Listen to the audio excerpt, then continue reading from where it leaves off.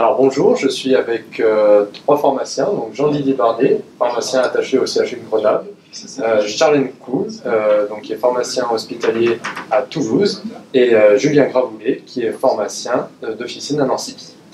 Alors, j'ai une question pour vous trois, à laquelle vous allez pouvoir me répondre, c'est quelles sont les clés d'un bon bilan de médication? Alors je vais peut-être commencer parce que l'important pour que le bilan de médication se mette en place à l'officine, c'est anticiper. C'est une nouvelle activité de l'officine. On n'a pas l'habitude de le faire aussi bien que la dispensation, aller chercher les boîtes.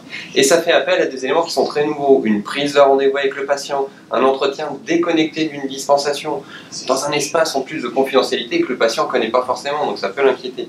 Et puis surtout, on va devoir recruter. On va devoir impliquer toute l'équipe sur une activité nouvelle. Donc c'est des choses qui s'anticipent. Et pour ça, il faut une bonne formation, en discuter avec toute l'équipe, impliquer tout le monde, et après se lancer vraiment dans une campagne de communication auprès de tous les prescripteurs pour qu'ils soient au courant de cette nouvelle activité, et bien entendu auprès des patients pour leur expliquer ce paradigme nouveau de la prise en charge du patient à l'officine. Très bien. J'ajouterais que pour avoir un bon bilan de médication, il faut des informations. Oui. Ces informations, elles vont être différentes de celles qu'on collecte habituellement en dispensation. Typiquement, on va vouloir recueillir les indications des traitements, des choses qu'on n'a pas habituellement. Donc on va se baser sur tout ce qu'on peut recueillir auprès du patient, donc des comptes rendus d'hospitalisation essentiellement. On va aussi avoir besoin de valeurs biologiques, donc récupérer les analyses de sang.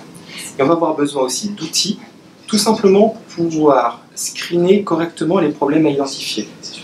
Ces outils vont nous permettre d'identifier les problèmes qui sont récurrents chez la personne âgée et aussi de pouvoir les argumenter. Les outils sont relativement classiques, je pense au Stop and Start ou à la liste de la Roche.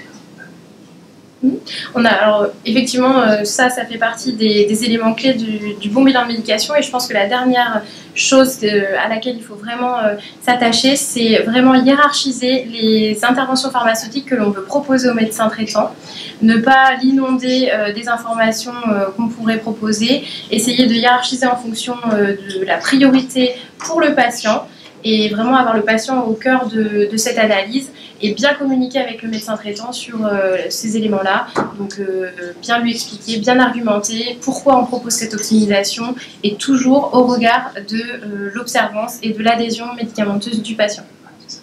Très bien. Eh bien, merci pour vos interventions. Merci. Merci à vous.